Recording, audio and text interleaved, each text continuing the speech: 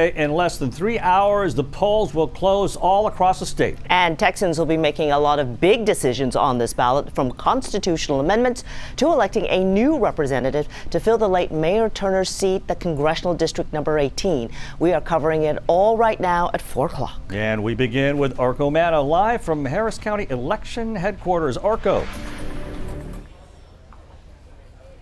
Well, Ron, I just got the latest turnout numbers. I'm told that as of 4 o'clock this afternoon, more than 141,000 people voted in person in Harris County today. Now, here inside election headquarters, which is basically just this warehouse near Bush Airport, they've set up this call center for voters and election workers to call in if they encounter any issues. And then later tonight, the ballots will be counted in this section of the warehouse. Officials telling me that they are ready. It's the calm before the storm inside election headquarters in Harris County. Despite some minor hiccups at the start of Election Day, Harris County Clerk Tanisha Hudspeth says things are running smoothly. No major issues, anything that needed to be addressed. We always have techs in the field to do that within a pretty quick time frame. We have techs in the field within a certain mile radius of most of the vote centers. At election headquarters, a call center has been set up to help both voters and poll workers. If issues come up, the election judges are given hotline numbers to call us immediately to either walk them through processes or to be able to address it immediately. Speaking of issues, in the past, there have sometimes been problems that have popped up when bringing the ballots at the end of the day to election headquarters where they'll be counted. Harris County is the largest county in Texas and the third largest in the country. There are 600 election day vote centers you can choose from. That means even ballots from the far reaches of the county will need to come here to be tabulated. The Harris County Clerk's office telling me they've partnered with an elections task force to ensure things move smoothly. They also say constables' offices throughout the county will help deliver the ballots. The vote counting will begin at 7 tonight when polls close. To oversee that's done properly will be members of the Secretary of State's office, representatives from both the Republican and Democratic parties, as well as county clerk staff. Confidence in the process is high, so the main message to the public is to make your voice heard. Right now, the only issue is having more voters get out to the polls to actually cast their ballot. These are local elections. They meet you at your doorstep.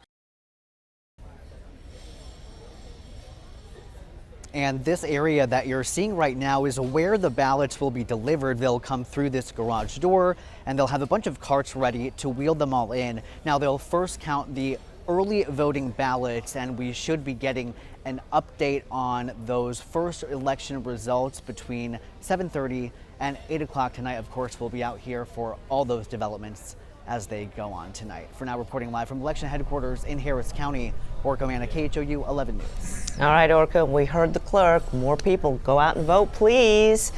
And turning now to one of the most watched races today, that special election for Congressional District 18. Stephen Golan joins us now from the Acres Home Multi-Service Center. Stephen, what are voters saying?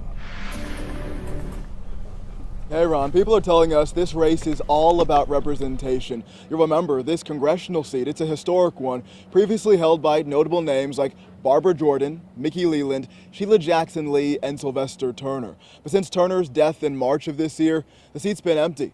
Now, we have 16 candidates on the ballot who are hoping to lead the 18th, and we're seeing a mix of Democrats, Republicans, independents, and even a Green Party candidate.